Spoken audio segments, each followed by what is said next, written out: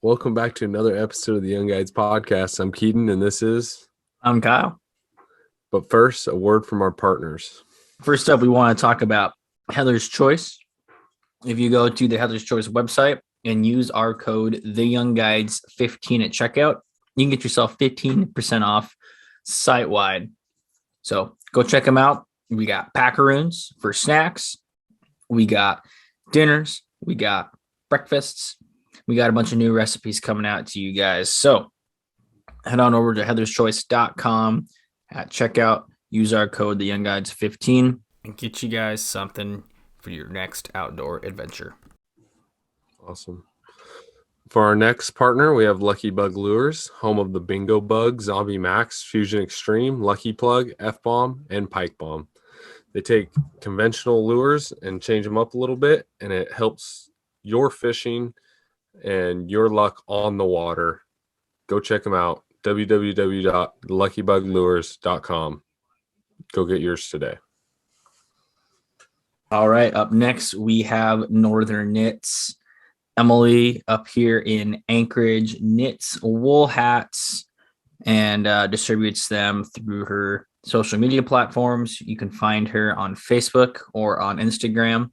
Her Instagram account is northern._.knits.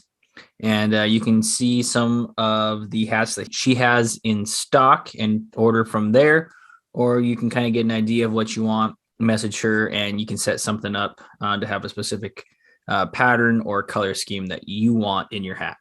Keaton and I both have one. Well, I actually have several. Keep you very warm.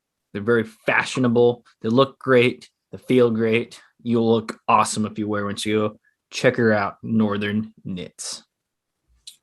Next up, we have a friend, Matt, at Alaska Rodco.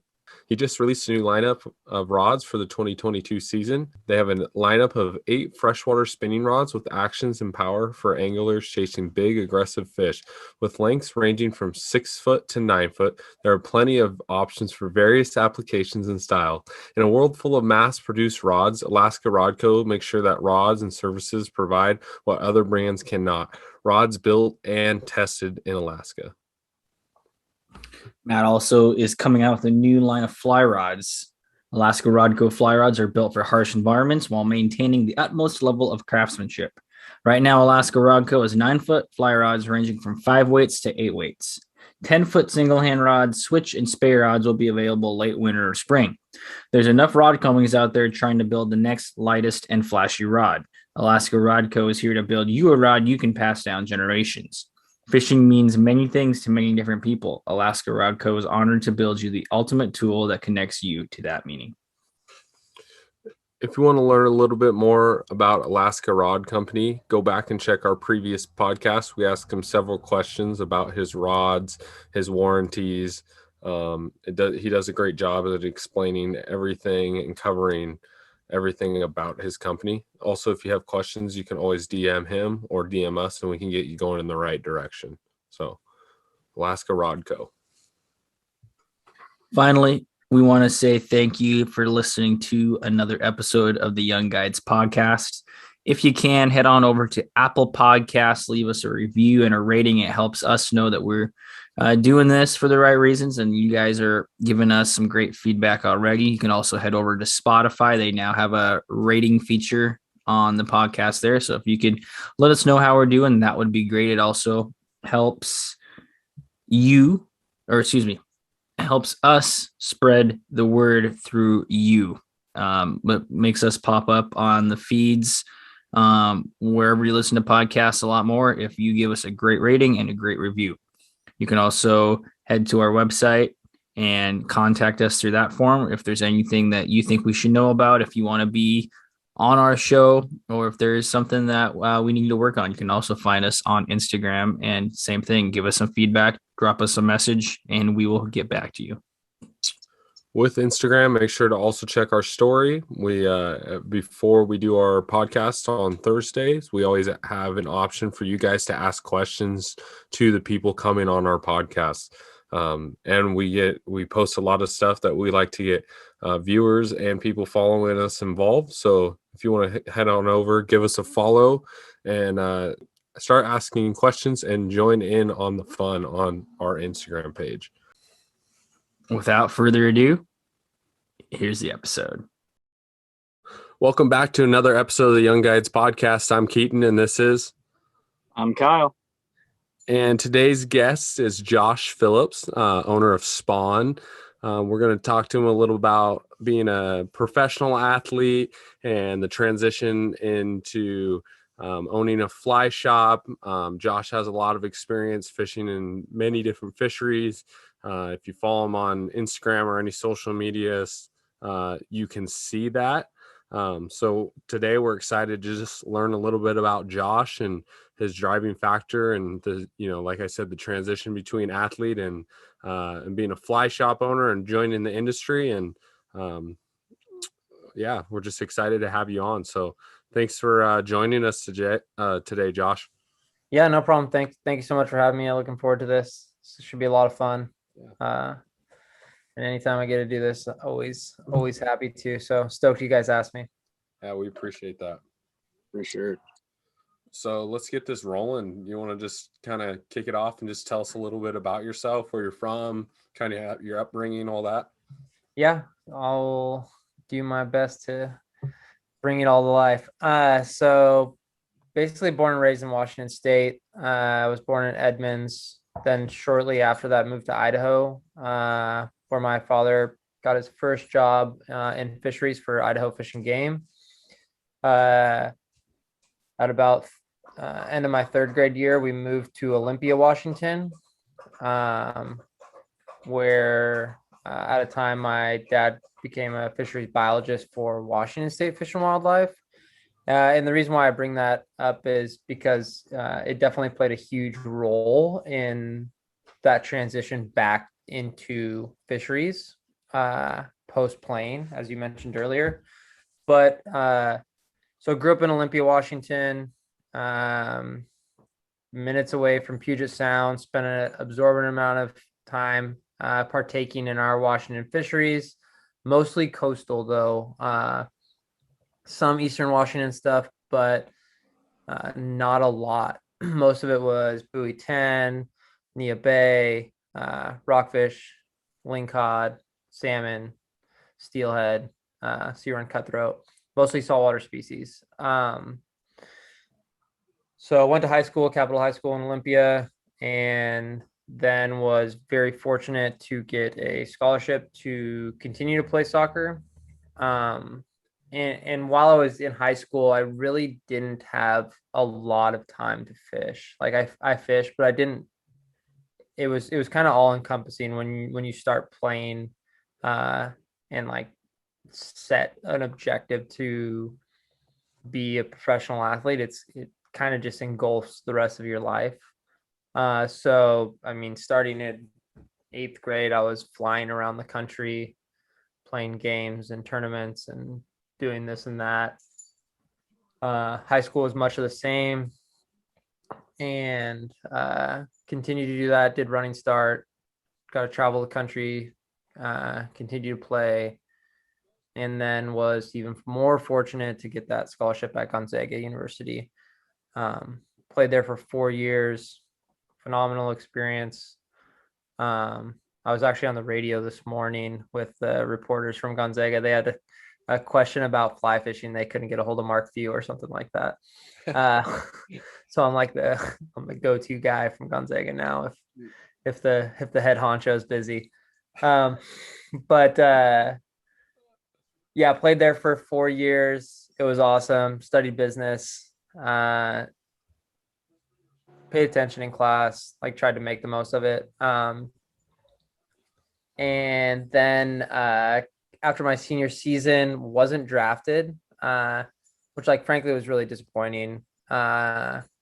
If you were to Google it, it would be there was this stupid article that was Josh Phillips for sure draft pick. So I'm watching the draft with all my friends, and it's one of those things where you just don't get called, which is fine. So then got to train with the Sounders after that.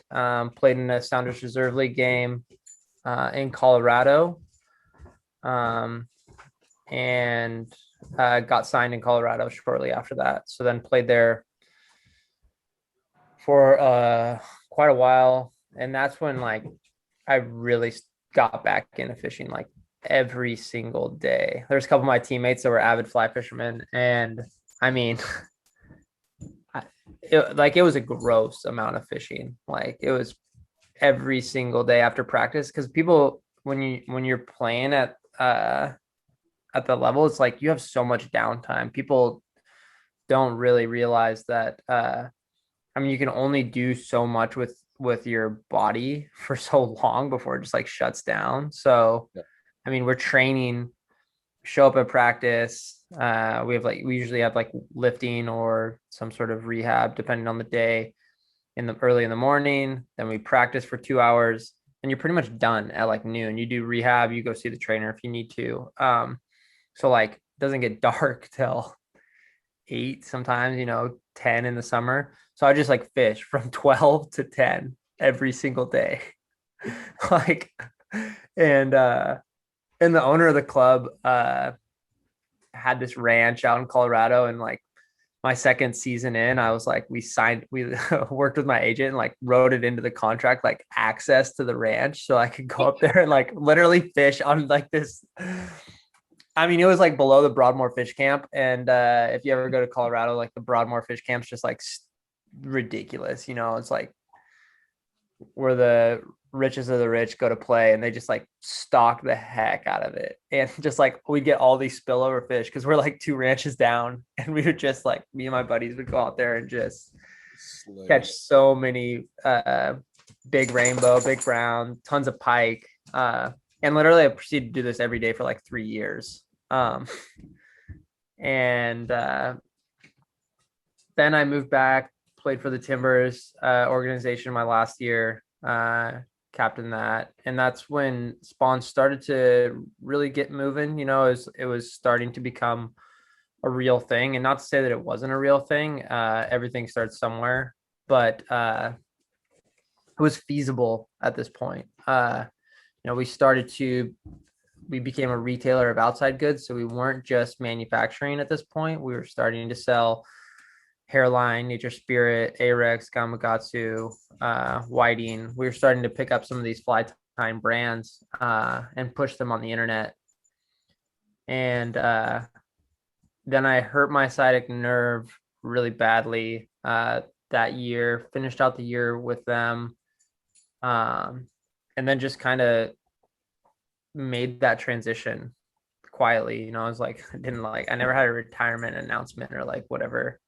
I didn't feel like I really retired. I just stopped. Yeah, it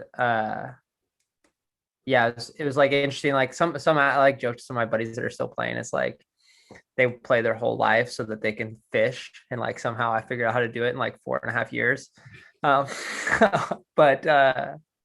yeah, so then I moved back home to Olympia with my girlfriend, who just finished at Portland State University, and moved back in with mom and dad to get the business going. And so we were operating out of my bedroom at the time. Like everything was in totes. We have tons of pictures of it. It's pretty well documented actually, and sometime I'll probably share it. But we haven't really made a big deal of it right now. We still want to like be deemed legitimate. So like, I mean, it looks pretty bush league. Like, I mean, hey, Kyle's trailer looks freaking nice compared to this setup. And like, and then we made the jump out of the bedroom to the garage. That was a massive step. And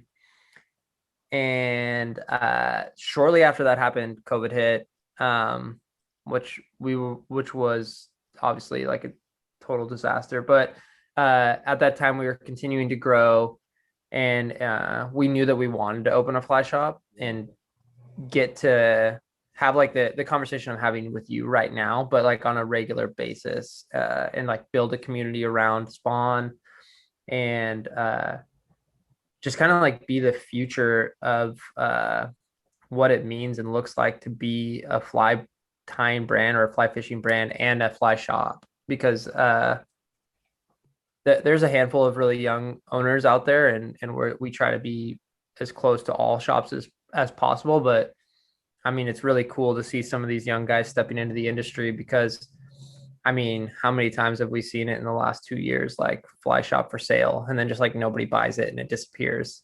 So it's been pretty exciting to be a part of that and keep that going as a place for people to come and visit and share stories and share the passion. So that's about and then now I'm here today. That's awesome. And that's so far been a short version of the journey and background on me. But I mean, there's so much that I jump into on every little aspect of it, obviously, that I'm sure we'll get into. So I got a question for you. Who was like your mentor that got you into fly fishing? Like, did you have parents? Did you have people around you that got you in it at a young age? I mean, my dad, I always make fun of him. I was like a lousy fly fisherman. He would give me all kinds of grief for this. But he's like an unbelievable angler.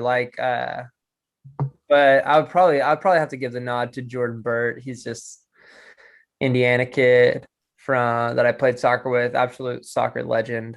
I don't know, he probably has like 300 professional caps, which is really impressive. Went to Butler University, so we always give each other shit because Gonzaga versus Butler is a big deal. Yeah, he was the one on my teammate that really like got me back into this fishing in general, and just like sleeping in the car after games and hiking into the lakes after we just got back from a road trip and just dumb shit like that. But I mean, that's a tough one. I mean, most of it, because we played together that seasons, and then I mean, I really became super obsessed with it when I moved back home over the off seasons, and just kind of figuring it out that way. Yeah, that's awesome. That'd be like the closest thing, but I'm not like a Lefty Cray guy or something like that. It's a little more attainable, like somebody like just like a neighbor that teaches you, sort of thing. Yeah, exactly. What about soccer? What got you into soccer originally? Yeah, I don't remember what made me sign up for my first soccer practice. I did play all sports growing up, which I think is obviously very valuable. And then at about 6th grade, I made a team in Tacoma, a traveling team. And that's when it just kind of like took off. And like all my best friends, two of my, or like most of the partners at Spawn, we all played soccer together at one point, whether it be high school, collegiate, so there is a big element to that involved in what we still do. I mean, we don't still play soccer at all, but the team and like team aspect of it, we still is pretty strong, and we've been friends for 25 years, so it's pretty crazy. Yeah. It's cool to build that you have the connections, and you're still networking today with people that you met like through the past. And it's pretty cool to hear that there's so many people that are soccer players, but also like anglers. Like I wouldn't put that hand in hand, and you're like, oh yeah, this buddy and this buddy and this buddy. And that's really cool to hear. Yeah, no, there was this guy that called the shop the other day, and he was like, yeah, I heard you opened a shop. And I was like, he's like, my name is blank. And he's like, do you remember me? And I was like, yeah, of course I remember who you were. We used to like play against each other in high school and like get after it. Like I wanted to like kick the crap out of this guy every time we played against each other, and likewise. But like, he was like, I figured this would go one or two ways. You'd either tell me to like piss off, or like you'd be like, hell yeah, like let's go fishing. And I was like, of course I'm gonna say hell yeah, let's go fishing. I was like, that's like 15 years ago, but it's so funny, like all the little things that have now kind of come full circle since we started doing this and growing. a bunch of those like real past relationships, whether it be from soccer or school or just growing up, have kind of come full circle and be blossomed. That's awesome. Everybody wants to fish. Yeah. Well, especially lately with kind of the past few years, I feel like there's a big push of people. I mean, I got people that I know that would fish. So I'd be like, "You're fishing now?" It's kind of. Oh, for sure. Yeah, there's a lot of that, which is obviously great for the industry and Yeah. And in general. I mean, I'm a pretty big proponent of getting more people on the water. Obviously, understanding at the same time the impacts that it can have, but as long as create stewards out of this huge new wave of people, I think it's going to be long term very beneficial. For sure. So what got you interested in starting Spawn? Like, what was the driving force? I know you kind of talked about you were spending a lot of time fishing down there. Was that the more you fished, you just realized that there was something missing that you think you needed to see on the market that you think you could do better or bring to the table, or how did that?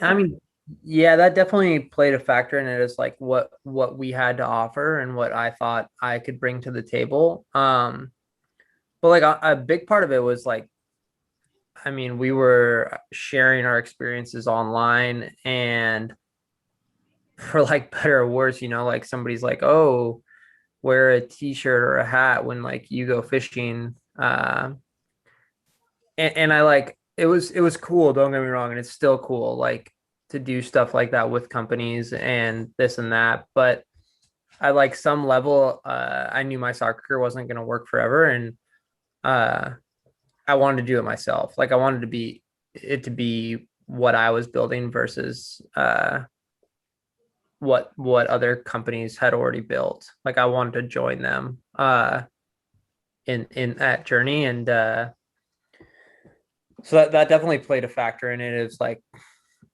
we knew we had something that we could bring that would be beneficial and widely used, and B is like we were already doing all of this stuff, uh, but like weren't getting paid. Yeah. Yeah, like I was like already promoting product, already learning the ins and outs of these rods or reels, or I mean a lot of what goes on in the industry. And like at some point, like you want to be a guide, you do all this stuff, and at some point you want to share that with people, but also understand that like your time is valuable. Yeah. So that was a unique step for sure. Like it was one that was, I mean, it's a challenging industry to enter. Like people, it is really freaking tough. And I truly like don't know if I foresee it getting any easier. I would say that like throughout COVID, the big have gotten bigger and stronger, and it's definitely challenging to just jump into something like this. And we didn't really jump in, is it's the cool thing. Like we've been built through support, like one step at a time for the last 4.5 years. So like, I mean, yeah, we jumped in. It's the fact that we were dedicated everything we have to it, but we didn't open a fly shop overnight. Like it took us 4 years.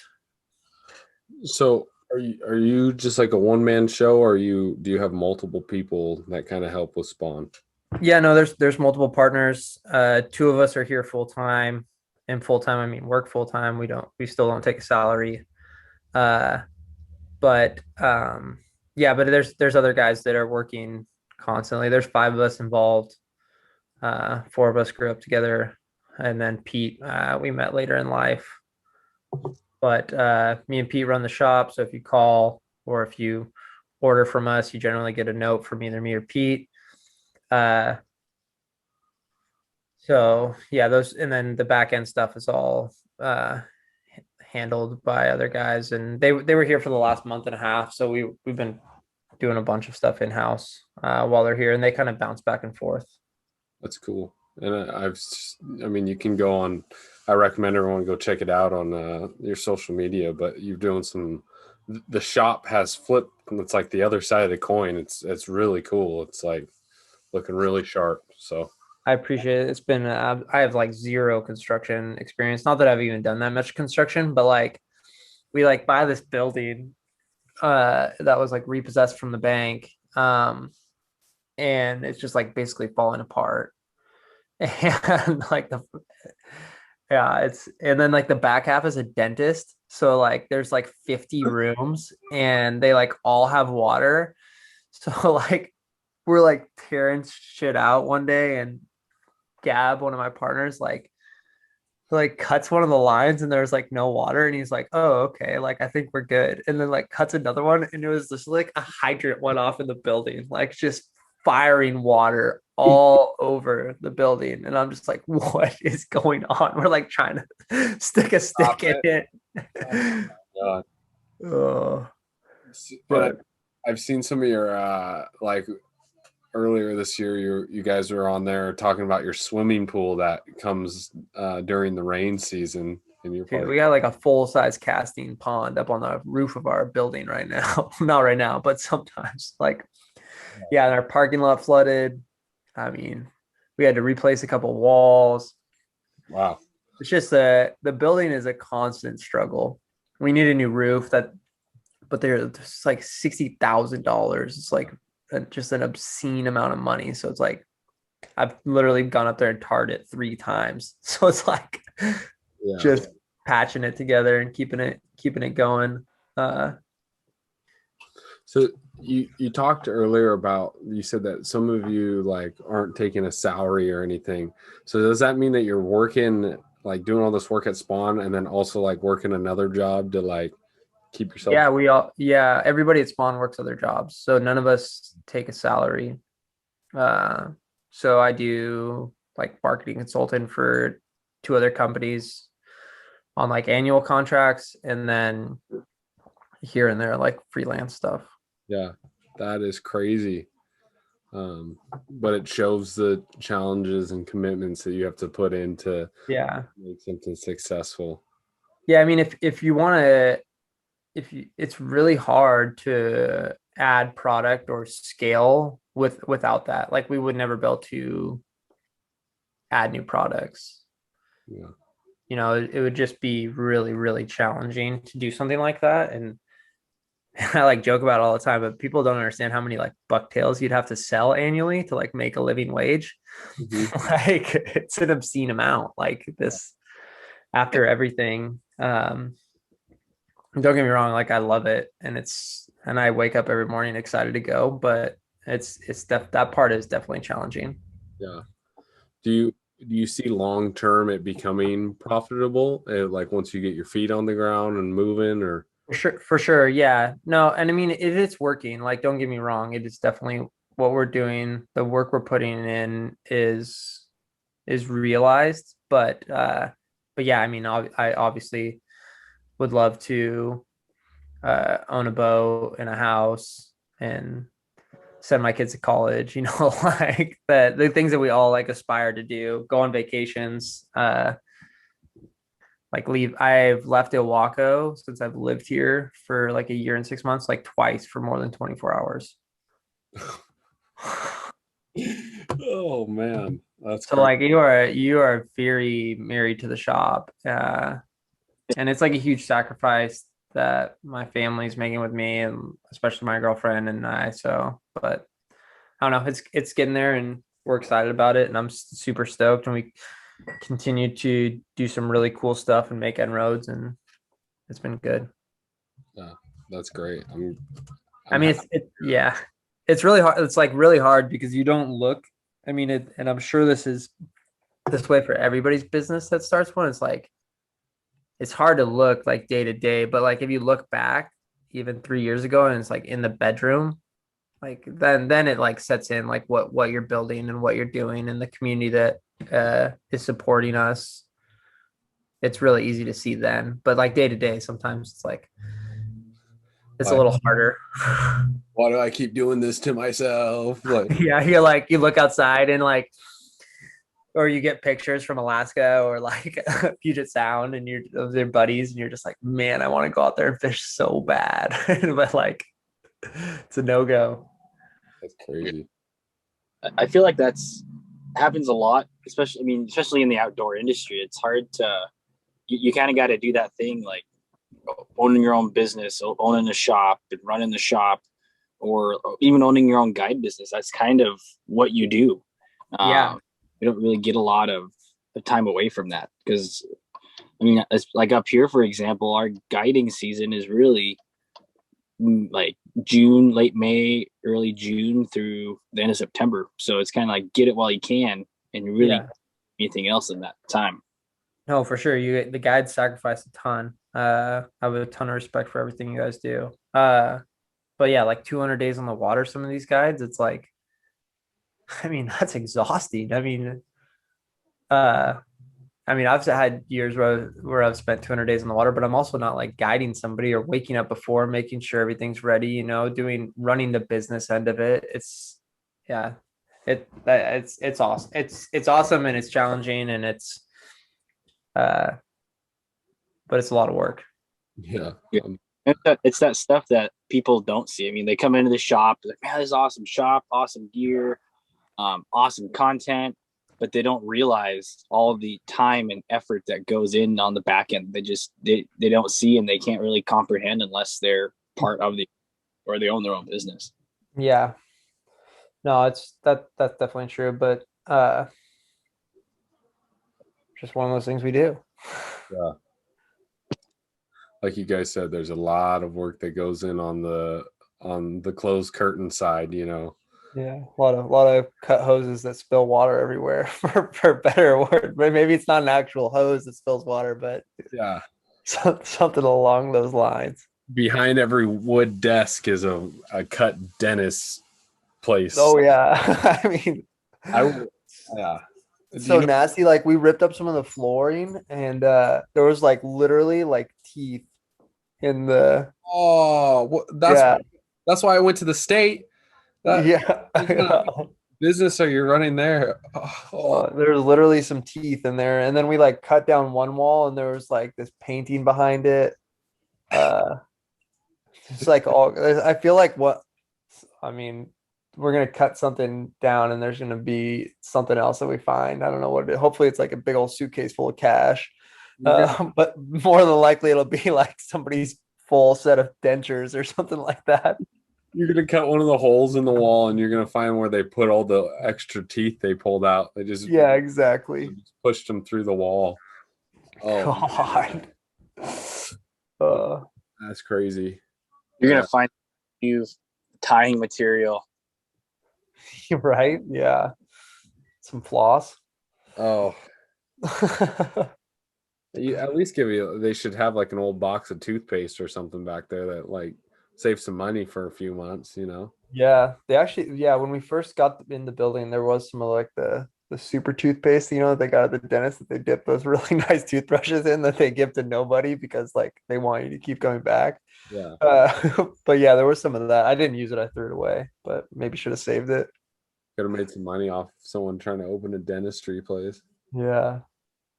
No, I literally made an appointment to the dentist last week and they couldn't see me till October. So if you know anybody becoming a dentist, tell them to move out to the coast. Yeah. Because they're in hot demand. But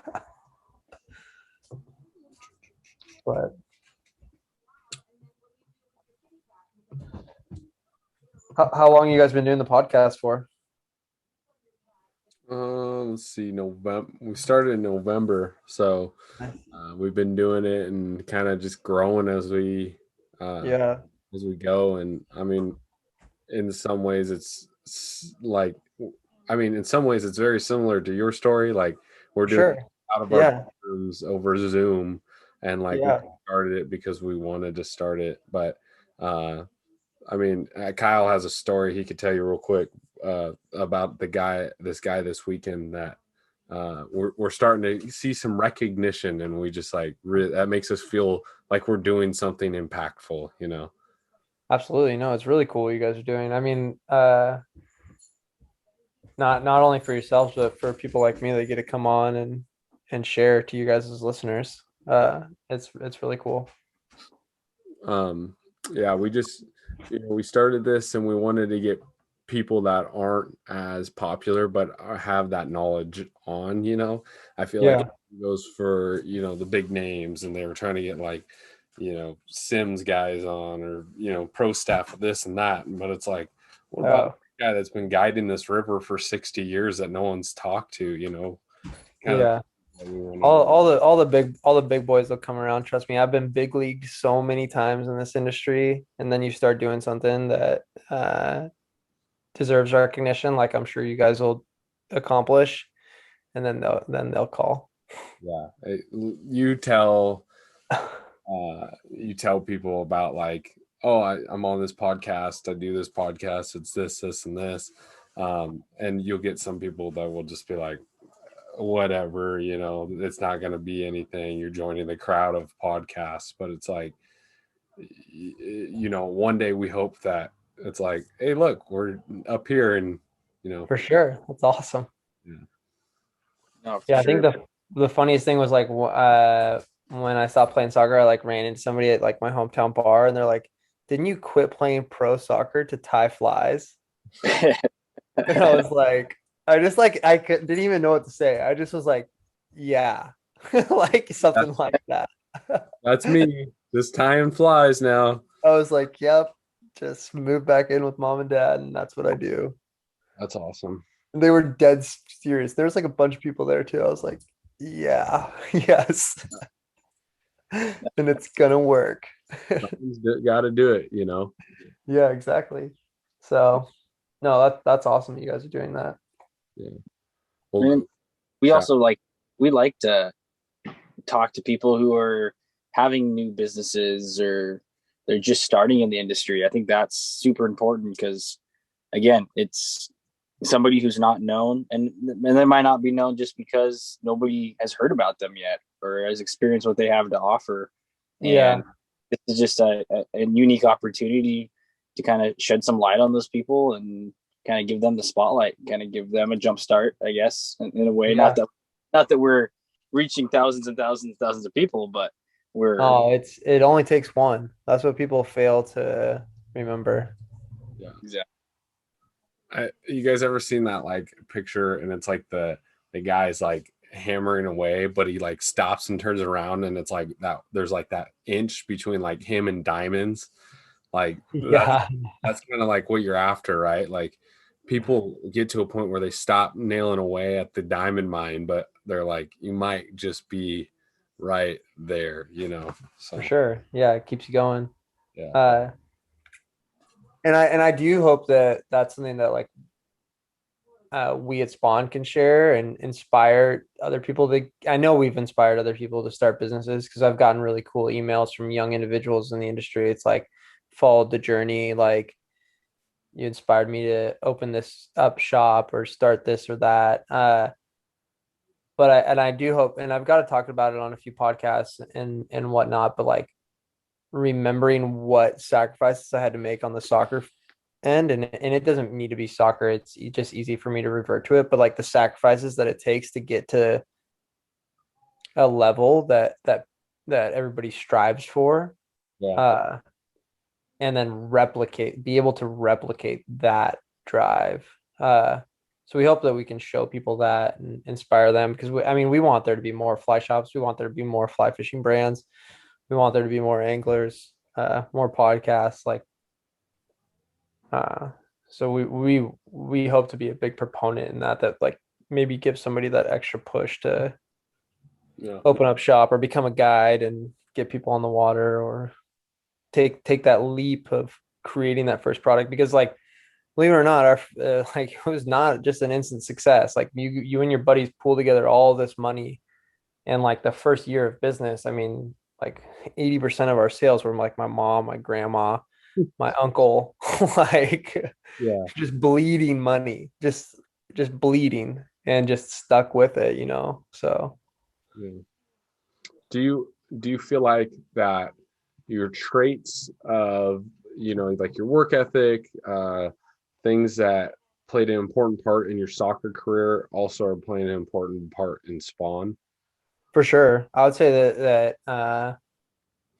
that they almost have played a more important part in Spawn than they did in soccer. Just because I'm like now old enough to like look back, and actually kind of ingest what I learned. Whereas in the moment back then, I just like go, go, go. But now I'm able to like look at when I was successful and what made me successful at that, and then just take those bits and pieces. Um, so I think that's played a huge role in what we do every day, frankly. Yeah. Uh, which has been fun. It's really fun. Yeah. I like to work. I plan on never being called lazy in my entire life. Just grind and find what Yeah, you try hard is an endearing term. People also like being called a try hard is great. Like I would like to surround myself with tryhards. the people you surround yourself with is like kind of the way your life's gonna go, right? Like you get your Yeah. successful people. I truly do feel like successful people will also benefit you to try to make you more successful. Yeah. No, I totally agree. Uh, no, it's been really fascinating. And then getting to share that story. I actually did a video with Todd Moen and we talk about it a little bit. I'm super excited for that one to come out. It should be cool. We fish on Puget Sound. We go out, take them out to a home water. There'll probably be some people that literally like just lose their fucking marbles because I took them sea run cutthroat fishing and everybody wants to keep that one under the wraps, but it is the coolest fish to target in the state of Washington on a fly rod, in my opinion. And I think I've basically hit every species in Washington, including all the offshore species. So it's just so fun. It's so freaking cool. And we went out and did that. And it was really fun. Yeah. So do you find that you guys, I guess just, let me rephrase that. What kind of fisheries does the shop, I guess, kind of tailor to? I mean, you're talking about sea run cut, offshore stuff. Do you guys kind of have different niches of the industry that you guys are filling? Because I mean, that not everybody has access to sea run cuts, not everybody has access to offshore kind of stuff. Are you guys kind of unique in that Yeah, round?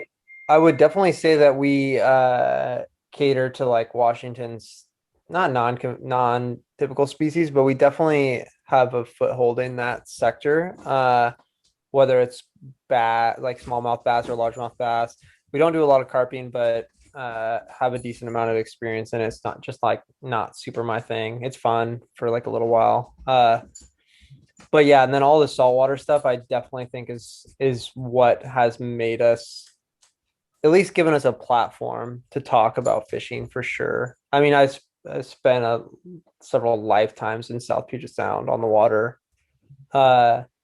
And now we do stuff out here off the jetty in all the streams close to the saltwater, whether it be for salmon or cutthroat.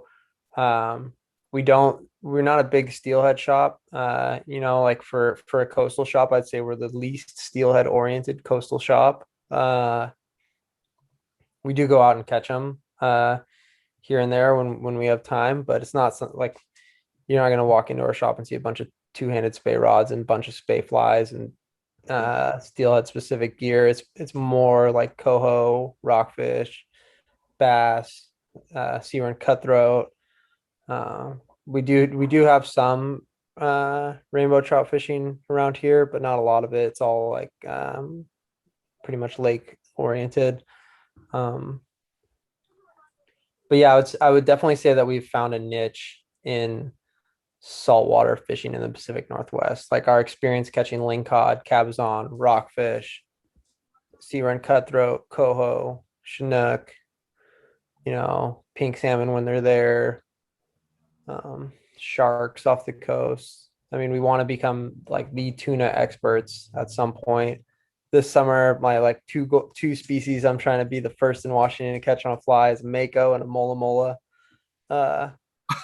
Pete's tied up like all these krill. These you should see these flies that he's been tying up. Like because I've tried to catch a mola mola before, like those big sunfish. Have you seen Yeah. those things?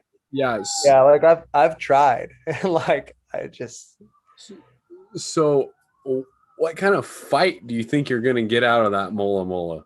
for sure break my rod. Like it's gonna just and it may take all my line too. Like I'm gonna have to put we have some like 180-pound braid that I'll just link up onto my backing so I don't like But but I'll just let it run. Like I'll put it on a tibor and put like 800 yards on it or something ridiculous. but every time I've seen them like tuna fishing or like you're out, deep sea fishing, they're just floating there. Like they Or you don't. can get really close to them. So I'm gonna get a lot of chances to cast at them is my idea. They love when you like spray them with hoses or scratch them, and it's like, Yeah, I know when we touched one last time and it swam away and it was swam pretty dang fast. Like go on YouTube. There's some videos of like somebody getting one to eat like a shrimp or something, yeah, and you can see how hard that thing fights. really, that's I crazy. mean, and like every now we see them jumping out there. So like, and swim. I mean, there's obviously one like I'm gonna be very selective with it because I need one like sub 30 pounds because you see them out there, and anything over that like range is, I don't know, like 30 pounds for me is like the magic number. When we went off, I went offshore with Nick Clayton on a tuna trip, and Nick's a legend. Shout out to Nick. shout out to Nick. Nick, if you want to get on tuna, you want to get on lings, you want to get on salmon, like call Nick. Nick gets it done. Yeah. But we were out there and we're like trolling around for these tuna, and we like roll up, and I shit you not, it was probably like a 200-pound mola mola. Oh yeah. It was huge. Like it was like a small refrigerator, just like sitting there, just like bouncing along. And that it was maybe not 200 pounds, but it was a big one. They get like 1,000 pounds or bigger. They Yeah. get monstrous. A buddy of mine that used to guide down out of LA, like he hit one on his boat and it like ruined his boat. Like he didn't see it. He came over a wave. And it cost him like $30,000 to fix his boat or something ridiculous. Wow. Did some substantial damage. How do you call your insurance on that? I hit him multiple. Yeah, I don't know. And then a Mako would be really cool. I need to go out and do this with Nick. That'd be fun. Because I mean they're out there on the tuna grounds. So it'd just be a matter of getting enough commotion in the water to get one to come in for a while. Yeah. We need to I want to do some shark fishing, and I think you're the man to talk about that. So we got to talk after this podcast.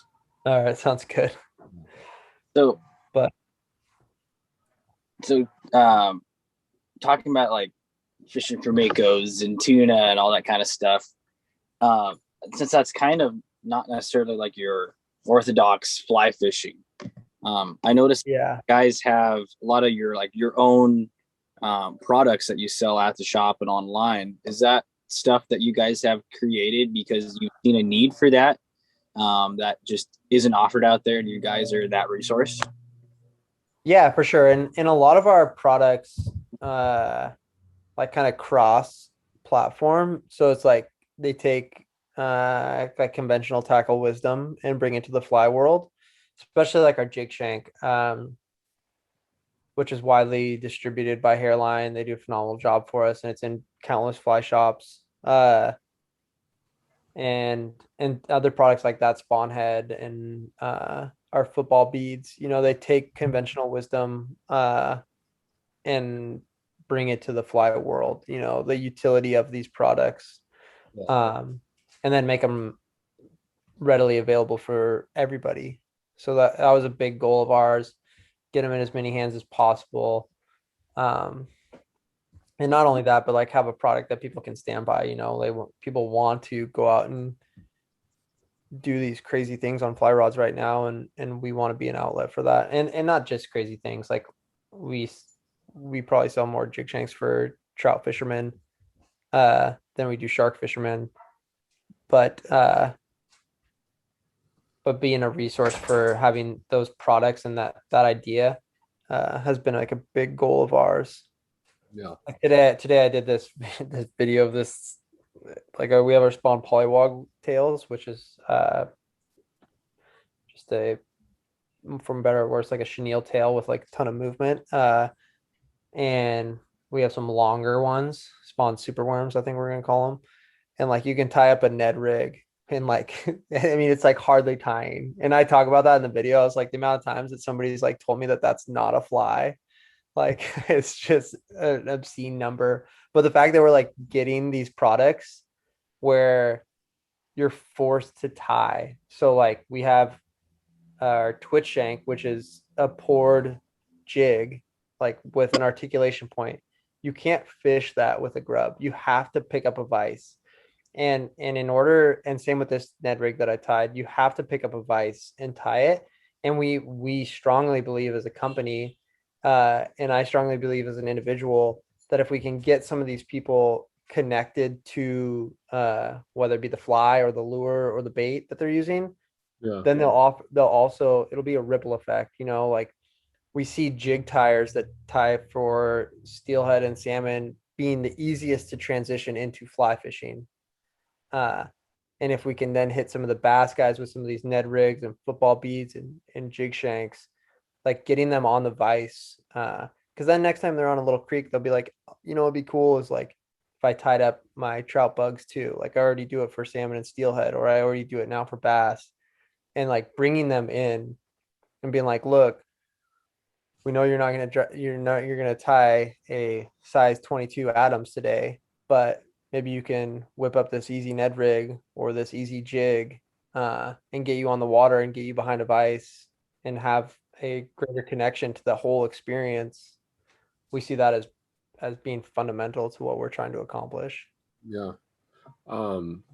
I actually have a friend who's Kyle and me have a mutual friend who uses your stuff and he's a tyer. He loves like tying. He's trying to start selling stuff.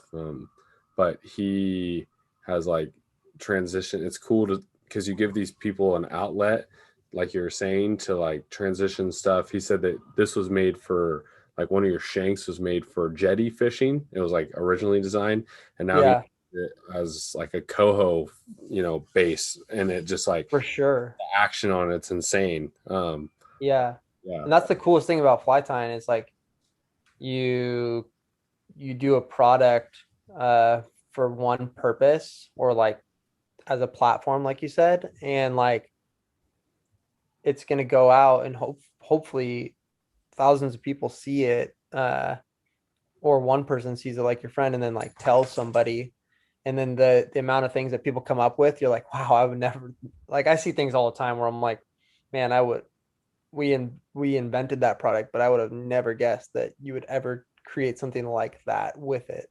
yeah, It's wild. Like that is really cool. it is really cool. So that's definitely super fun. And I mean, coho fishing is so fun. I'm jealous of Kyle up in Alaska. I mean, that's probably like that's one of my favorite, especially since moving out here to the coast. I mean, it was this last fall was just a rodeo down here every day after work or before work, and just I caught my last coho January 1. I caught an adult coho already in 2022. And Wow. yeah, I couldn't believe it. Well, yeah, we get a Yeah. we get a big bee run down here, which those things are usually big and fierce and eager to take a fly, and super super fun. And this year's this year's forecast is for an even bigger return than last year, so should be pretty wild. Yeah, that's cool. I'll have to get some of your stuff and play around. I love nothing more than creating things, especially for the salmon, and just seeing what they will and won't eat when there's so many of them. I'm definitely looking forward to getting some out with it. For sure. I mean the like 60-degree jig shank or 90-degree jig shank, like in purple and pink on the rivers out here, and I've seen there's a bunch of them that have gone to Alaska, and it's just like it is a zoo. It is so fun. Like you just drop it down, and there'll be like big pools of them in some of these rivers out here, and you just like going with your buddy, and it's like the first thing that hits the water, like the first cast, you're for sure hooking one, like zero question about it. The next cast, you're probably not going to catch one, but the first cast, guaranteed. So, we talked a lot about like fly fishing or fly tying.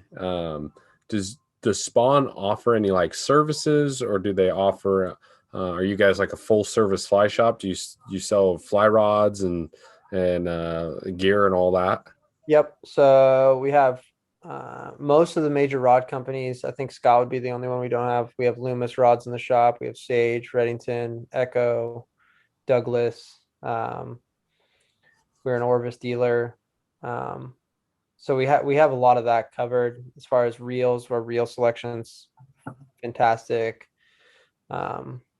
From freshwater trout reels to big game saltwater reels, we generally have that very covered. And we will continue to increase that as we will continue to push to become those like saltwater experts in the Pacific Northwest, or just cold water experts in general. But no, we have all that. We have Sims, a bunch of waders, boots, books, vices, backpacks, nets. We have over 10,000 products now. So we do have a pretty immense catalog, and there's a bunch of stuff that's like not on the website that we have in the store, whether that be like whiting capes that are hard to come by and we want people to come visit us, or like fish pond nets that are like not just the normal one, that are patterned or something like that, know. If can someone like call you on the phone, and do you offer like tell me if this doesn't work out, but no, you're good. Free shipping or anything for people that make orders? So we have free shipping over $25, so that's about as good as it gets. If somebody called and asked for free shipping under that, I would probably point them in the direction of spending a little more money with us because that's pretty reasonable. Generally on those orders, it's not crazy profitable for us if they just hit that $25 mark, especially with shipping costs increasing. And then as far as like other services go, I mean, we do fly tying classes. We had our first one last week, which was it was really good. We didn't really market it. It was just like a sign up sheet in the shop, so people that walked in signed up. We had 6 people, and it was awesome. So this next one will probably push a little harder, let people know. We have 15 vices, but we don't know if we're quite ready for that. I think 10 would be like a good number. So like everybody, the thing is like the 6 people that did come were like, we should cap it at 6, like, because like it's me and Pete, so it's like one guy for 3 people, and you learn a lot. It's really productive. But we don't want to turn people away, so we do want to get some more people in there. But we don't do any guiding out of the shop. We don't have any guides that work for us. We might at some point. I have my guide license. I don't ever use it. But that's not something that we market at all. Yeah. Well, you never know. You keep it in touch, and you might. Yeah, exactly. So just something to keep in the repertoire. We'd rather like work with people like Nick Clayton and Jay Michelle. Like we try and push people to our friends that do these things, and it'd be great to build a better relationship with you guys, because people do come and ask us, and people do message us and ask us, especially in the fisheries that we partake in. And it's really easy for me to point them in those people's direction. Like I've fished with them, I've had drinks at the bar with them. I know them as individuals and as anglers. So it's really easy for us to be like, oh yeah, here's their number, call them. Like, and we want to do that because whether or not they shop with us or not, I know inevitably, like Jay Michelle sends people our way all the time. Nick does the same. We don't ask that of anybody, but we do know that it definitely is like everybody in this industry is working towards the same goal, and it works out really well that way. Absolutely. For sure. And it's good to just be super positive and help each other out, because like we mentioned on previous podcasts, it's a small industry, and you definitely don't want to have any bad blood. Oh yeah. I mean, if you wrong somebody in this industry, like I know some shit about people that it's like, man, if we ever met, like I already like have this predisposed notion of how like you're not a great human being. Like Mhm. and I've never met the person, which I try to avoid, but like some of these people that have like done things, it's like there's not that many of us. So it's like obviously if you do something to like truly wrong one of these people, it's like they're gonna tell somebody. Yeah.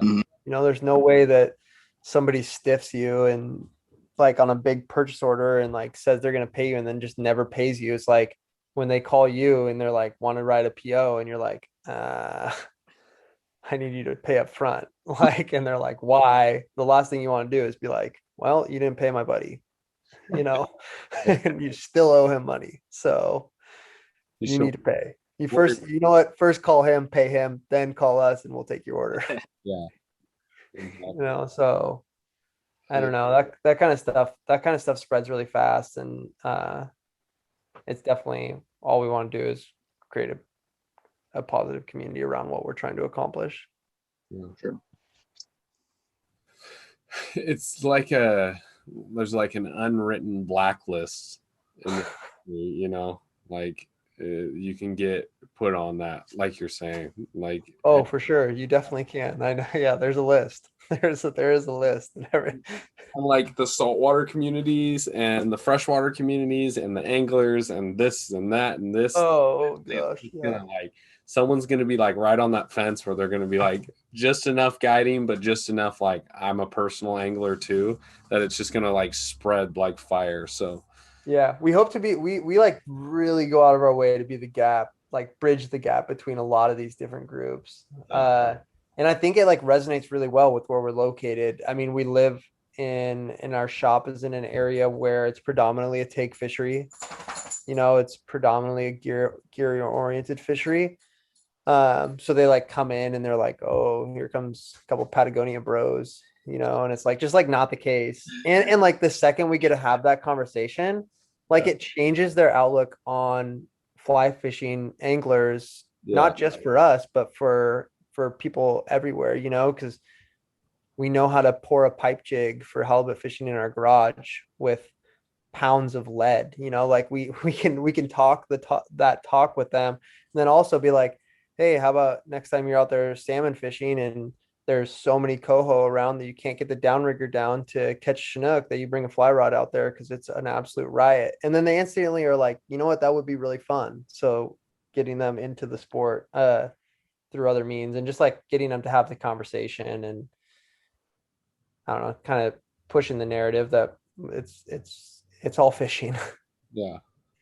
So, but that's been fun. It's been challenging for sure. But it is really fun getting to have those conversations, because like you can tell when they walk through the door, you're like, okay, here it comes. I'm about to take my licks. Like I'm just like I've had the conversation so many times that like you could just script it out at this point. Like I should just hit play on a recorder somewhere in the back. Yeah, and just let them talk to it, or like you need to you need to get one of those old TVs and put like a video, be like, are you upset about this? It honestly, like it goes both ways though. There's a handful of people that like are turned off by products that we make, or flies that we tie that we call flies, that are, I mean, for more or less a jig, and it's just like but we don't like hide behind it ever. We're like, yeah, yes, that is jig. It is a fly, whatever you want to call it. I tied it and it works really, really well. I catch fish. Yeah. So, I mean, we have people that like use our jig shanks under floats, that's really common. There's quite a few guys down here that are doing that for steelhead. So they're floating these twitch shanks or jigs on center pin rods Cool. which is really rad. I wouldn't mind doing a little more center pin fishing at some point. The in between.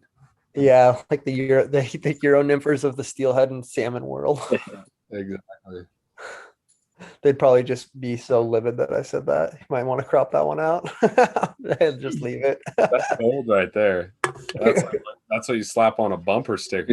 Yeah, I mean a center pin is more, it's a better working Euro rod. Like it's just like Yeah, uh, functioning. You can get a yeah. rift out. You can launch it over to the other side with ease. Just, I stick it. yep. There you go. That's a new T-shirt idea, Keaton. I know. We're just adding all these T-shirt ideas. Nice. We'll give you a penny per T-shirt sale. Old. Gosh. T-shirts are like a pain in the ass to make, actually, because you gotta like in order to make any money on it, you buy like a buttload of them. Yeah. And it's just like, and then I'm like stuck with. We like sold out of large, medium, and extra large. Now I have like 200 smalls, and it's like I gotta sell some more of them before I buy other ones. And it's just like, Our this is kind of away from the podcast, but our friend Matt, he has I'll have to like link you guys together because he is now selling T-shirts through his website. nice. But he is it's like they come to your website, they order it, and then it gets shipped to their website, and they ship it from the factory to them. Oh yeah, we did that with Printful. We don't drop ship anything, so like that is one thing that we I'm sure that your buddy does an awesome job. But like we don't drop ship anything. That's like one thing we like seek to control is like our customers' experience. So like when we do now, we like buy them beforehand, have like your buddies, like a company like your buddies, ship them to us, and then we ship them out so that we just like, because we always try and ship same day. I don't know if you've ever got anything from us, but we're pretty fast. Like I mean that's what I do. So I mean I try to be good at it.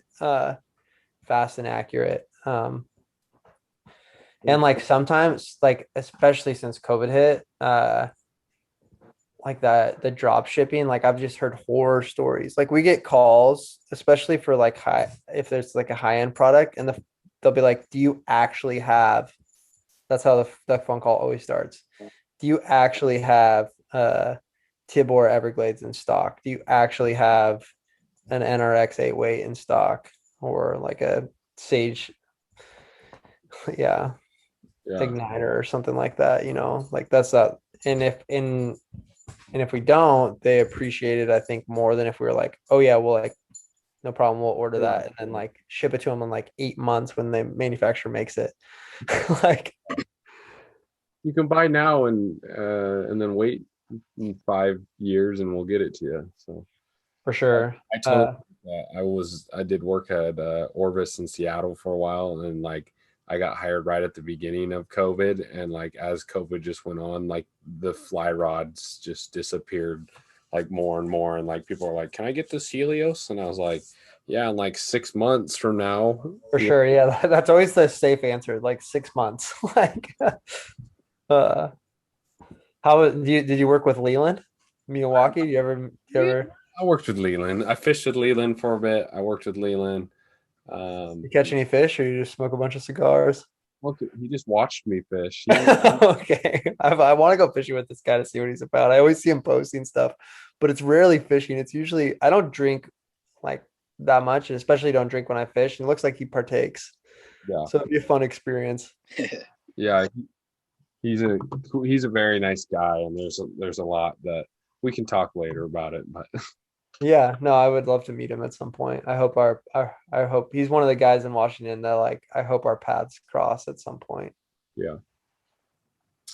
Well, cool. Let's keep rolling. Well, kind of talking about fishing in the state and fishing with people. One of the things you guys do is jetty fishing. Yep. I know that that's something that Keaton and I are intrigued by, because that's not really something that you see a lot of people doing with flies. So can you tell us a little bit about that? Yeah, for sure. So the jetty is a challenging one. You look at some of these fisheries, and A lot of people are like, oh, well, you didn't catch fish, but you're out in like a beautiful day. And like rarely will that be the case on the jetty. Like it is it is generally pretty treacherous. There are days when the water's calm, but it's windy, or like the swell is low, but it's pouring down rain. There is like a handful of times when the tide, the time, and the weather cooperate, and it can just be so dang cool. And living here, we're fortunate enough to go out there and experience it. And last year I spent a ton of time out there, and like frankly, I didn't catch very many fish for a while. Like it took me a long time to figure out. And it was similar to like sea run cutthroat fishing on beaches. Like it ended up being very tide oriented, and not just because like you could get a fly down when the tide's moving, not moving as fast, but just like the activity of the fish and like how you would target them, um, became increasingly productive. Once I kind of cracked that code, which I would say that I for sure have. And But like whether it's coho or rockfish, I mean, you do catch some lingcod. I've caught some green ling. I caught a perch. You catch some other weird stuff every now and then, but like coho and black rockfish being the two primary target species, it's a riot. Like it's so fun. And in the summertime, if you're there and like just before dark, and you can truly catch like a bunch and have a ton of success. And my girlfriend and I went out there a bunch last summer, and we will continue to do that this year a lot. Especially as the weather's starting to get a little bit nicer, it makes it easier. And the days are longer. Yeah. But yeah, black rockfish, super fun out there, especially so I've fished all, not all the jetties, but most of the jetties in Washington and Oregon. I would say that the Columbia River, the North Jetty where I fish, is probably the most challenging, given the outflux of water created from the Columbia River. Westport Jetty, I've been there a bunch of times. Newport Jetty, been there as well. So those are two, and then there's Garibaldi. There's one in between us, like out of Tillamook area, and I've been there as well. But yeah, that it's pretty cool. And the thing is like you don't have to cast very far. The biggest issue is just the environment that you're in. Like you're having to scale down these rocks. It's like I'm casting down by the water. I'm not like casting up above. Like that's usually like the first question you get asked is like, how are you casting? And I mean, frankly, a lot of these like heavy grain weight forward lines, like you can roll cast them pretty far. Thank you. And you can short back, long forward. Although I did tear my rotator and labrum, so maybe I'm not the best person to teach this, but but but basically you don't have to cast that far. You don't have to cast nearly as far as people think. And these fish are in the rocks, so you're just rolling out these shrimp flies with either a sinking tip or like one of those integrated sinking lines where it's sink 7, sink 5, sink 3, something like that. And then you just kind of feel for the bottom. And then once you feel it, then you just slow stripping those in for rockfish and fast for coho, and hold on when you hook something big. It's pretty fun. Yeah. And I mean, those are a good one to like, if you want to like catch a fish on your fly rod and like eat it for dinner at a campfire, that's like a pretty cool. And like a lot of times when my girlfriend and I go out there, we'll catch 15 of them and then kill the last one and go home and have it for dinner. Nice. Yeah, it's a cool process. So you're mostly like throwing streamers, like clousers, stuff like that. I'm not a big clouser guy. Like that's like the I'd say like the one fly that's just like saltwater. I mean, it is a staple in saltwater fishing, and I like just never fish one. Most of them are shrimp flies. I would say that like I have more success using shrimp flies than I do bait fish patterns, especially for the rockfish. And I've and harvesting them, I look in their stomach, and most of them have a bunch of shrimp in their bellies. I think that's predominantly what they're eating near shore right there, and it proves to be the way to do it. And then for the koa, you always use a stinger hook, so like anything a little bit articulated. I guess I could start tying articulated clousers, but or ones with a trailing stinger hook on it. But I don't know. This is the problem with a clouser, I would say, like thinking about it now that you asked that, it's like, and I don't have a lot of experience fishing a clouser, but I do have a lot of experience fishing with lead dumbbell eyes and a back cast. Like you will hit the rocks on a back cast when you're fishing the jetty, and that's fine. Like let the fly. Flies have half the lifespan when you're fishing them on a jetty than they do anywhere else, I would say. But you hit those and those lead eyes on the rocks and they will break, like they'll come off, and then the fly basically fails because that's a tie-in point. So I usually always a football bead or like a tungsten bead. Yeah. Where it can't crack. Yeah. Just a different way of fishing things. Mhm. And, Yeah. When I've been doing this for like fly fishing for a couple years, and it's always like trout, steelhead, and then you start like, I love that the industry is kind of like expanding from that. Yeah. Like following you and stuff, seeing like people going out to the jetties and people experiencing. Yeah, it can be so fun. Uh, People always ask about, like, the other question we get asked in the shop is like surf perch. Like that's another one in Washington that would be considered like a non-conventional fly fishing target species. Mhm. And that one for me is even more challenging than the jetty, just given our conditions. It's not a hard fish to catch. That's not the issue. It's a hard fish to present a fly to because of the conditions that we're faced with in Washington.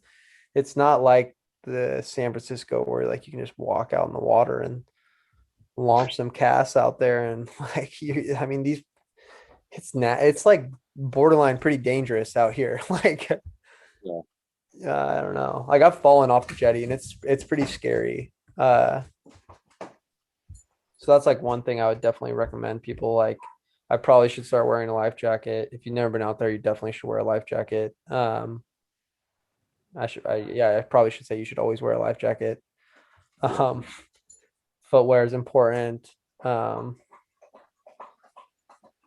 yeah, it's not super friendly, but it can be so dang cool, especially for people like us that are young and like willing to go get it. Like now's your time. Like you should, because you won't always be able to do it. I won't always be able to do it. There's some old guys that have come into the shop that used to like be jetty legends back in the day and like tell me these stories, and it's like they just say like they got to a point where they had like one slip and it scared them, and now they'll never go back out there. They'll go out there and watch people fish, but they don't partake. Yeah. That's crazy. And I heard the jetty can be, it can flip faster than you expect too. For sure, yeah, especially if you like crawl all the way out to the end like I have a couple times. Like you got to really pay attention to the tide. Columbia River Bar, like it can stack really really fast on that tide change. And I would generally tell people fish the slack tides anyways. Cool. So but yeah, you should definitely come do it. Anybody else that's out there listening too should hit the jetty. And if you don't catch one the first time, it doesn't mean they're like, don't lose hope. It is doable and it is fun. It's really fun. Also bring like your shittiest gear you got, because when you're first starting, like stripping basket's a must, probably shitty gear is a must, or not shitty but old, like something you don't care about breaking, because of broken rods, reels, I'll like drop stuff in. Like put all your gear together before you walk out on the jetty. Never put a rod together out on the rocks. I promise you that's a bad idea. You're going home with nothing. Yeah, like put it all together and go out there and get real organized before you step out on those rocks. Don't wear waders either. Like somebody said that to me the other day. They're like, they were going to wear their like waders out there because I guess people do it on the East Coast. I would highly not recommend wearing your waders on these jetties. Yeah. I think in fact, I think that's a bad idea. if you fall in, you're not going to be nearly as mobile. Yeah. Where you're grunging, how do you say grunging? Grundens, yeah, Grundens is making they're making some inroads in the fly fishing industry. Stay tuned. Yeah, that's awesome. They're coming. They're coming. That'll be an interesting take. Yeah, it will be. I'm pretty excited for it. I've rocked Grundens a lot. I have Grunden jacket, Grunden shoes, bibs. Yeah. So What about your sea run cutthroat fishing? How are you doing that? Are you doing that from the boat? Are you doing that from the bank? So I grew up on Steamboat Island Road. So if you know South Puget Sound, that's like in the mecca of it. I didn't grow up on the island, but like on the road out to the island. And predominantly did it from the beaches. And then once I got the keys to the sled, I hardly ever fish the beach anymore. I mean, I'll do it if a buddy wants to go out and fish a beach for an hour or two and you don't want to put the boat in the water.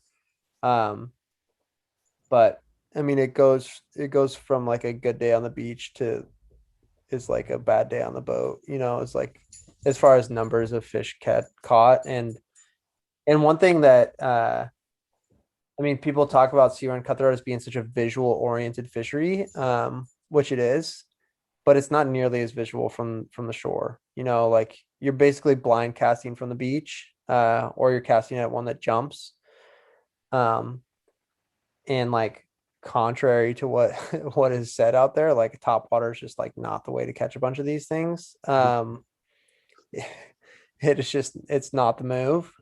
You can do it, yes, but you can do a lot of things. You could also catch one on a red Gamakatsu hook, nothing tied onto it. But when you're fishing from on the boat and you're standing up on it, whether it be from like Clayton's boat or David Dietrich's boat or any of these, or your personal boat, or Jay Michelle, I don't know what type of boat she has now, but if you're standing up on the bow of it, I mean, you can quite literally see when you're casting at some of these beaches, you'll see 4 or 5 of them chase the fly. And it's that aspect of it's so fun. I mean, you see them come out behind these rocks or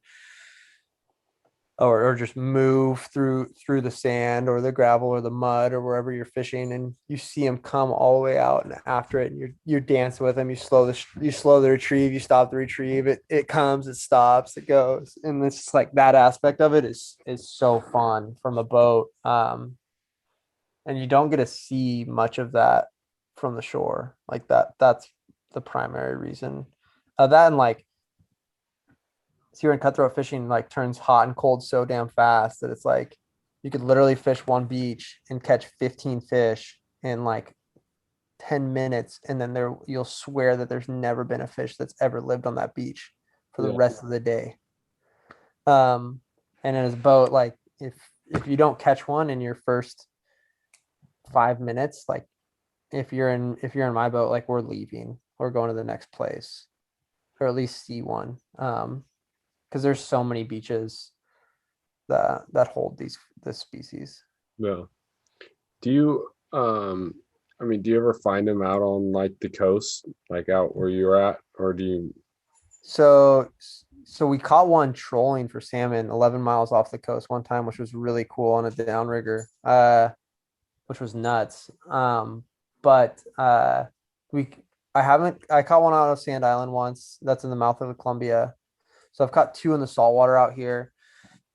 I'm very curious about Willapa Bay. I have a little 11-foot whaler, and I've taken it out there a few times. And the water visibility was really bad, which makes me a little bit nervous in a fiberglass boat. So I'm gonna wait till my dad has a 16-foot jet sled that I bomb around in Puget Sound with, and you can pretty much run into something and be pretty okay. You're not going to die out there. Whereas like the whaler, although it's not sinkable, it's going to be very problematic. Yeah. And I need a lot more clearance in that thing. I'm very curious about that fishery. I think that holds a lot of them, because all of the rivers and streams that feed into Willapa Bay, I've fished most of them and been highly successful catching sea run cutthroat. And a lot of them have that look that they've been in the saltwater. You know, they look a lot different than those resident fish. Yeah. Sea runs are such a weird thing to me because, like I a couple years ago, I didn't really, when I was getting into it, I didn't really know what a sea run was. Yeah. I was fishing a local catch and release fishery by my house, and I was up there and I hooked into one like probably 10, 15 miles up the river. But So cool. there's a long travel in between where I was, like the ocean's probably like river and water miles, like, 20, 25 miles away. And I'm like, wow, Yeah. this fish came out of salt up here, swam all the way up through all this challenges and things that it faced just to be, to spawn or to do something. Yeah, exactly. They're so freaking cool. And I mean they have like a cult following surrounded them for sure. But they really just don't get the hype that they deserve as a species, especially one that's like one of Washington's, as far as like population goes, it's like one of the few success stories. I mean, they're like Washington's like littered with them. You know, it's like the worst water quality in the state. Like Yeah. maybe it's not, but it sounds. I don't know that. So It's don't fact, but it's. I've been there before and it's gross. So it's like if they can live there, I've caught them underneath. I've literally caught them underneath I-5. So it's like these fish are able to adapt to some of these poor water qualities and thrive, and yet have that anadromous lifestyle and be so fierce on a. I mean, they're super opportunistic fish. I mean, I've caught a handful over 20 inches or like right at 20 inches, and I mean, it is an epic fight, and it's so cool.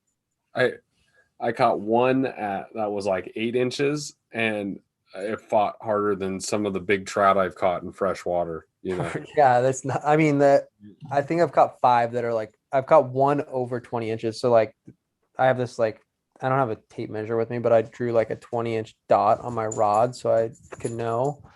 Uh, my dad and I were curious because we've spent so much time out there, and there's been like one that I caught over that 20-inch dot, like a decent bit over it, and I swore it was an adult coho. Like I thought it was an adult coho up until it was in the net.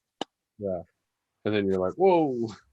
Yeah, I was like, and then my buddy Alex, the world's worst fucking photographer, got the shittiest photos of it, and he said he was videoing it on his iPhone. Turns out he wasn't. It just like swam away. It's like, dude, this is the one photo. Like thinking back on it, like I would have loved to get that one mounted because I've spent so much time out there, and like I think that was the one. Like I don't know if I'll catch a bigger one than that. Like maybe, but that one took me 7 years. Yeah, it's like so.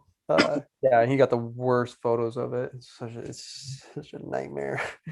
Like all my friends that I like truly fish with, like I post a lot of photography and fishing content and stuff like that. But like the 2 guys I fish with the most are like they're the worst. They are so abysmal at that stuff. Like it's just like one of them doesn't have any social media, so like he doesn't give a shit. And like but not only that, he just like clearly doesn't care. Like he just like doesn't.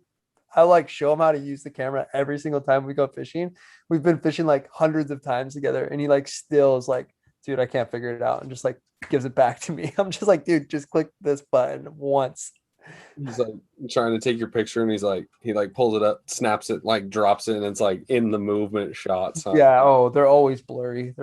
Yeah. It's like you wonder how people can do that, but yeah. No, like it's all good. Well, cool. Did you feel like there was anything else you wanted to add to this podcast? Like anything? No, I mean, just appreciate you guys having me on. Glad we got a chat. Hope it was good and people enjoy it. Take something away from it. No, it's been a great episode, and got to learn more about you and yeah. Hopefully, I didn't talk too much. No, that's podcast. Yeah. Point is to not have Keaton and I talk very much, especially Keaton. We don't want to hear. But you get my motor running, I'll just sit here and talk and talk and talk. So yeah. I try to let you have the stage, Yeah. No, I appreciate it. No, everything was good. I hope everybody or anybody that you guys talk to or meet or hear this and thinking about coming out to the coast, I hope they swing into the shop, get to know us, see what we're about, especially if you haven't. So I think that'd be pretty cool. And if not, if you can't make it out, try out one of our products, whether it be from a local fly shop or direct from us on the internet. So Where can they find your shop at and your website and social? yeah, so if you just Google spawn fly fish, I mean there's people that run ads on our products, but there's spawnflyfish.com, or if you just Google spawn fly fish, we should be the first one that shows up. All socials are at spawn fly fish, SPAWN FLYFISH. Whether that's Facebook, YouTube, Instagram. Instagram's our biggest outlet. So if you like cool fishing and fly time photography, video, highly recommend that. As well as like content from people out there that are using our products. So, So as we're kind of wrapping this up, we're going to roll into our rapid fire round as our favorite portion of this podcast. So Kyle, do you want to kick us off? Sure. All right, Josh. First question is, what is your favorite fish to catch? see you on cutthroat. Nice. Yeah. What is a dream destination for you to go fly fishing at? Ooh. Think about it. You Honestly, like I kind of want to be. Joked to my girlfriend at our bachelor party. I just want somebody to like drive me out into an island or a remote plane and leave me there for like a week and a half and see if I live. But some of those streams in Alaska where they like fly you in on a helicopter and just leave you there and you raft out for like 3 weeks or 2 weeks. That would be where you catch different species along the way. Like you start out with char, grayling, and then by the end of it, you're catching salmon in tidal water. I think that'd be up there for me. Yeah, those are fun trips. I've done that. It's there's nothing like it. Yeah, no, I would love to do that someday. So, what is your favorite snack and your favorite drink for a day on the water? Ooh, definitely a Snickers, chili cheese Fritos. Nice. Um, and drink. Ooh. Am I like trying to stay hydrated or like do I have access to water after this? Yeah. Like I mean, like if I have to go out and I don't get anything to drink, like probably Gatorade. But if I got Gatorades on deck or like water on deck, like probably a Red Bull or a Squirt. Like, yeah. Nice. What do you do for conservation in your fisheries and around you? So closest thing that for like right down here in Washington, I think is that we create and inform and more on the creation of like stewards of like understanding this resource. We do donate money, but I don't think that has the biggest impact. I think the conversations that we have with individuals to create stewards of the watersheds, to have people understand that this is a resource that is depending on us taking care of it and knowing it. I think that we do a pretty dang good job of keeping people informed as to far as like this is a resource that we have to protect and nurture. Yeah, awesome. Sweet. Sorry, I was on mute. You're good. What you're headed out the door, you're going to go fishing. What are you playing on the stereo? Are you listening to music? You listen to podcasts? Are you sitting in silence? Well, my last truck that was recently run into and totaled, that didn't have a radio that worked, so I did sit in silence for many years. 6 years to be in fact. The radio broke, so I did sit in a lot of silence. The iPhone speaker sometimes, podcast for every now and then. Listen to a lot of Meat Eater. But yeah, no, lately I'm on like a 90s hip hop. So All right. yeah. So Tribe Called Quest is in the speaker a lot right now. Some Nas. Yeah. Yeah. I don't know. I'm usually listening to tunes lately. Now that I got a new car, it's got some nice speakers in it. My Sirius XM radio 30-day trial ran out though, which is a huge bummer. So you're headed out the door to go fish. What's something that you cannot leave without when you're going fishing?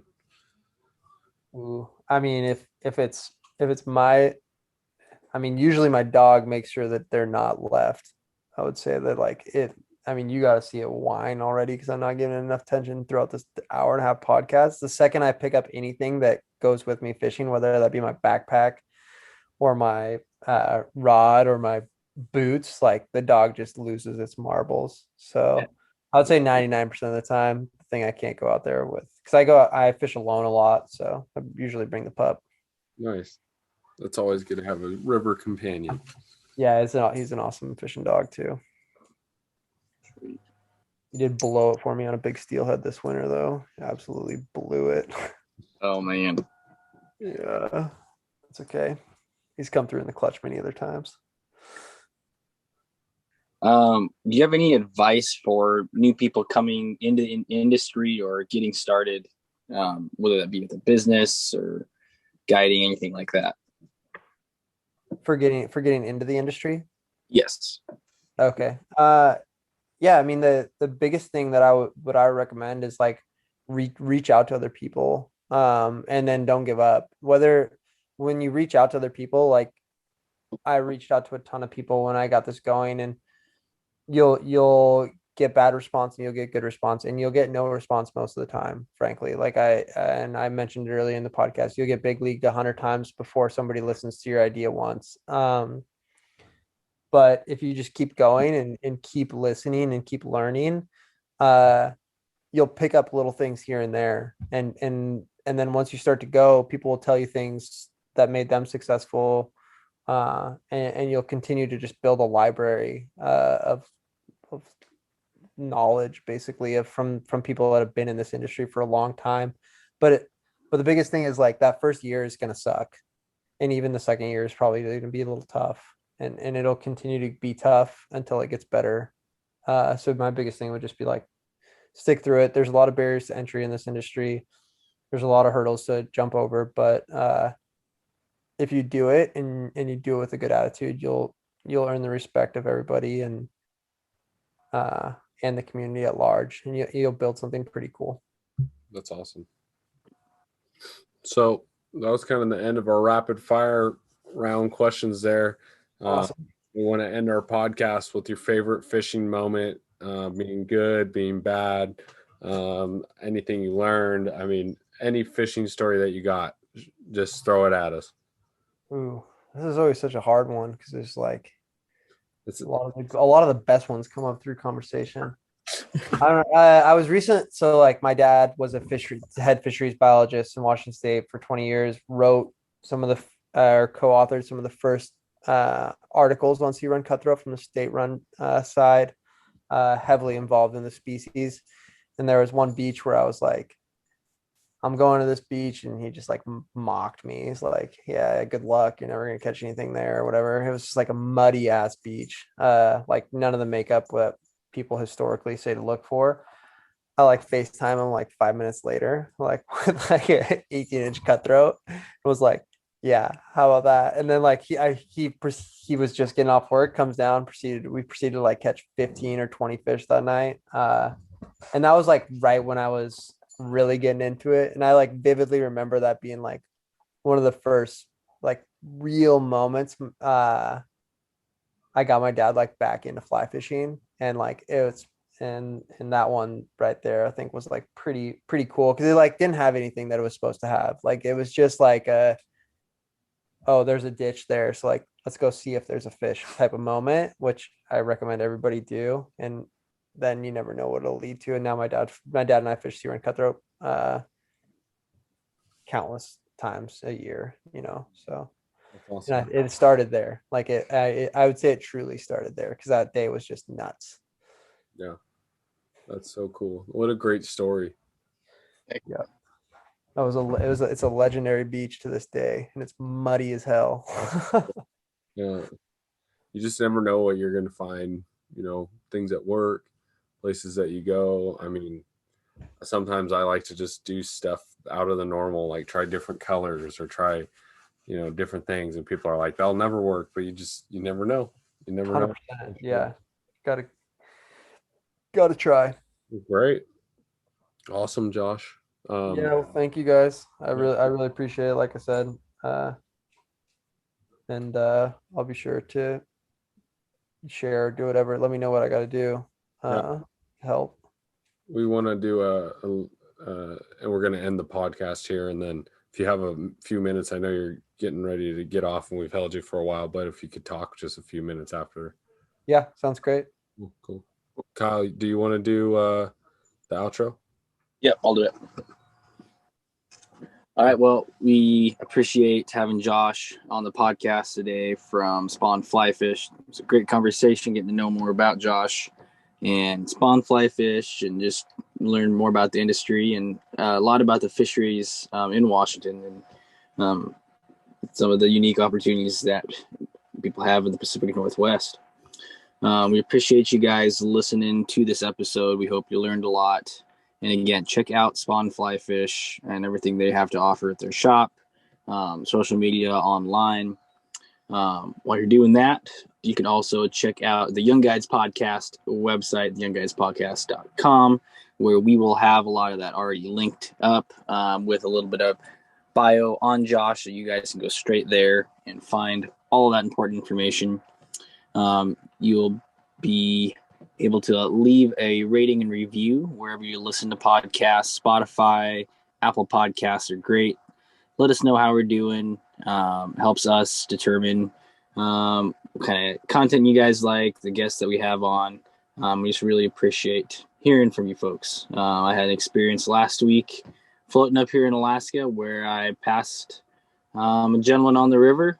His name was Rob, and he noticed me from across the river and said hi, and it was really cool. So we're pretty stoked to be reaching a large audience, and people are recognizing us. Surely by my voice, but hopefully not by my face. Why we have a podcast, but no, it's great that people are finding out more about us and that we're reaching more people. So we appreciate you guys sharing our content and tuning in every week. You can find us on Instagram and Facebook. We try to keep those fairly updated, and our YouTube is lacking, but we did just upload a video today. So we've got a lot of content out there. You can also check out our affiliates at Heather's Choice. If you use the Young Guides 15, you can get 15% off at checkout. I believe all of our packaroons are in stock right now. We are out of some of our meals, but those should be in stock on the website pretty soon. You can get 15% off at Lucky Bug Lures with the Young Guides 15 at checkout. Also, make sure to check out Alaska Rodco. Matt is pumping out some great rods right now. Quality stuff. My outfitter up here purchased several of Matt's rods to use for client rods, and he said that they have been absolutely great. Really like the fast action, especially for the gear that we're throwing. And I actually caught my first fish on one of those rods today, and held up super well. I really like the action of the rod.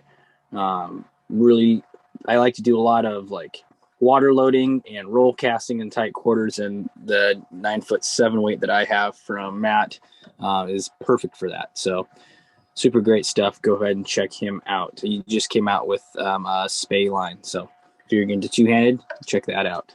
Also check out Northern Knits. I've been wearing Emily's hats lately as I've been on some hunting trips, and even just in the camper at night, because it's getting pretty cool, and it's been keeping me nice and warm. So anything else to add there, Keaton? No, just I've been fishing Matt's rod lately, swinging streamers with it, and exactly what you said. My 9'6", just the roll cast is insane on it, and I'm swinging big flies on a 6 weight. It's just the performance of it is just outstanding. So make sure you check it out. Alaska Rodco. Send Matt some love. So For sure. yeah. All right. Well, with that, we appreciate you guys tuning into another episode of the Young Guides podcast, and we will catch you on the next one. Awesome.